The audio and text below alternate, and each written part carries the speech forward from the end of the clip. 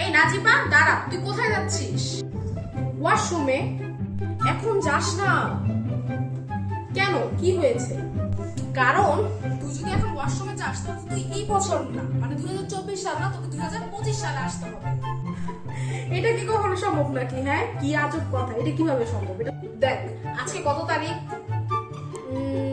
এখন বাজে হচ্ছে 11টা 59, আর এবং আজকে হচ্ছে ডিসেম্বরের মেবি 31 তারিখ। এখন 11টা 59 বাজে। এখন যদি তুই ওয়াশরুমে যাস তাহলে তো তোর আস্তে আস্তে 12টা বেজে যাবে, আর 12টা মানে কি, পরের দিন 2025 সাল।